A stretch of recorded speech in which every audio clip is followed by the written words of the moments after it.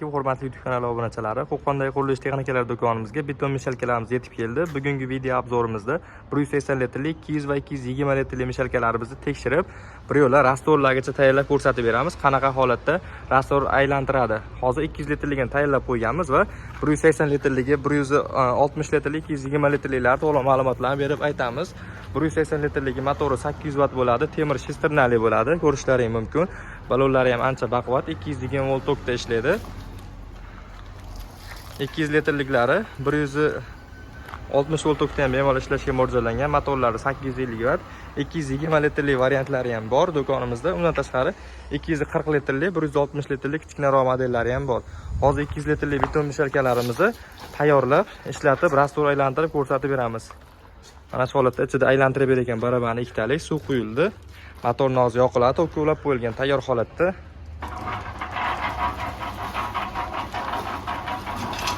Mana shu holatda aylanishi bo'ladi. Motori 1500 обороты bo'ladi.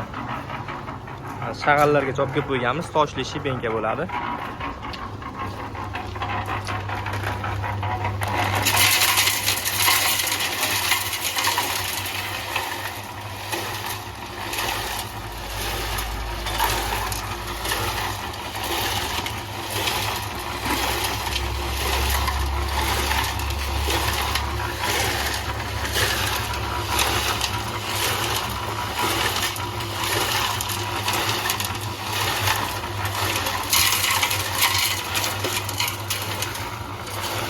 Tezroq kelib ko'rasiz.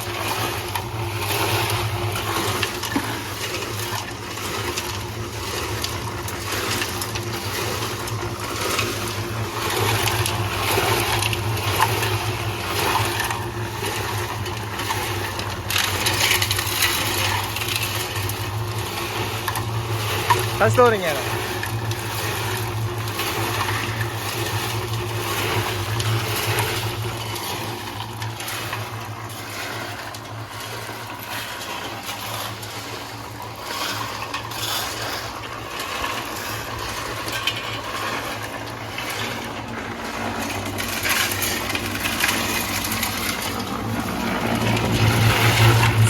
Suv quyib yuborish kerak ekan.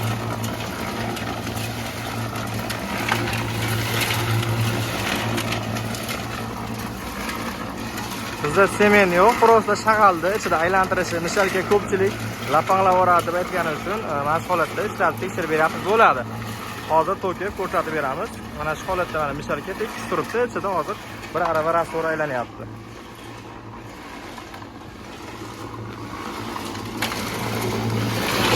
Mana shu holatda.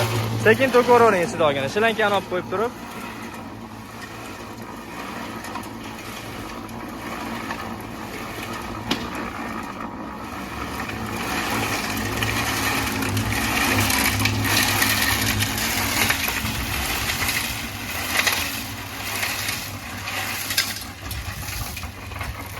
Ko'taring.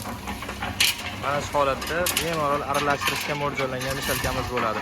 Kimga shunaqa mishalkalarimiz kerak bo'lsa, ekran osti nomerlarimizni qoldiramiz. Narxlari 2,5 million so'mdan 3,5 million so'mgacha bor. Ekran osti nomerlarimiz bor. Telefon qilib bemalol zakaz berishlaring mumkin yoki kelib xarid qilishlaring mumkin. 6 oyga garantiyalar beriladi. Zavodskiy Xitoyda ishlab chiqarilgan mishalkalarimiz bo'ladi. Mana shu holatda tayyorlangan rastorlari holati.